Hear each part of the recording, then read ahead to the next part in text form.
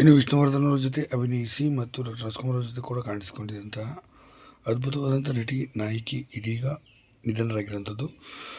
ನಿಜಕ್ಕೂ ಏನಾಗಿದೆ ಇವರಿಗೆ ಸಂಪೂರ್ಣ ಮಾಹಿತಿ ನಾನು ನಿಮಗೆ ಕೊಡ್ತೀನಿ. ಅದಕ್ಕೆ ಒಂದು ಚಾನಲ್ ಸಬ್ಸ್ಕ್ರೈಬ್ ಮಾಡಿ ಸ್ನೇಹಿತರೆ. ಚಿನ್ಮರಂಗ್ ಅಂತೇಳಿ ತಮ್ಮದೇ ಅಂತ ರೀತಿಯಲ್ಲಿ ಹೆಸರು ಕೂಡ ಮಾಡಿದಂಥ ನಟಿ ಇದ್ಬಿಟ್ಟು ಸುಮಾರು 35ಕ್ಕೂ ಅಧಿಕ ಸಿನಿಮಾಗಳಲ್ಲಿ ನಾಯಕಿಯಾಗಿ ಡಾಕ್ಟರ್ ರಾಜ್ಕುಮಾರ್ ಅವರಿಗೆ 10ಕ್ಕೂ ಅಧಿಕ ಸಿನಿಮಾಗಳಲ್ಲಿ ನಾಯಕಿಯಾಗಿದ್ದು. ಅದರಲ್ಲಿ ಪ್ರಮುಖವಾಗಿ ಶಂಕರ್ ಗುರು, ಆಪರೇಷನ್ ಡೈಮಂಡ್, ರಾಕೆಟ್, ಸೋದರರ ಸವಾಲ್ ಹೀಗೆ ಸಾಕಷ್ಟು ಸಿನಿಮಾಗಳಲ್ಲಿ ನಾಯಕಿಯಾಗಿದ್ದಂಥ ಪದ್ಮಪ್ರಿಯ ಅವರು ಇದೀಗ ವಿಧಿವಶರಾಗಿರುವಂಥದ್ದು. ಸುಮಾರು 1 ವರ್ಷದಿಂದ ಕೂಡ ಆಸ್ಪತ್ರೆಯಲ್ಲಿ ಬಳಲುತ್ತಿದ್ದರು. ಸದ್ಯ ಆಸ್ಪತ್ರೆ ಬಳಲುತ್ತಿರುವಂಥ ಸಂದರ್ಭದಲ್ಲಿ ಕಿಡ್ನಿ ವೈಫಲ್ಯ ಮತ್ತು ಹೃದಯಾಘಾತಕ್ಕೆ ಒಳಗಾಗಿ ಕೊನೆ ಸೆಳೆದಿದ್ದಾರೆ ಎಂಬ ಮಾಹಿತಿ ಬಂದಿರುವಂಥದ್ದು. ಇನ್ನು 1980ರಿಂದನೂ ಕೂಡ 88ರ ತನಕ ಕೂಡ ಸಾಕಷ್ಟು ಪೀಕ್ನಲ್ಲಿ ಇದ್ದಂಥ ಅತಿ ದೊಡ್ಡ ನಟಿ ಅಂತ ಹೇಳ್ಬೋದು. ಇನ್ನು ಕೊನೆಯ ಸಿನಿಮಾನೇ ಆಪರೇಷನ್ ಡೈಮಂಡ್ ರಾಕೆಟಲ್ಲಿ ಬಣ್ಣ ಹಚ್ಚಿದ್ದು ಡಾಕ್ಟರ್ ರಾಜ್ಕುಮಾರ್ ಅವರಿಗೆ ನಾಯಕಿಯಾಗಿ ಪದ್ಮಪ್ರಿಯ ಅವರು.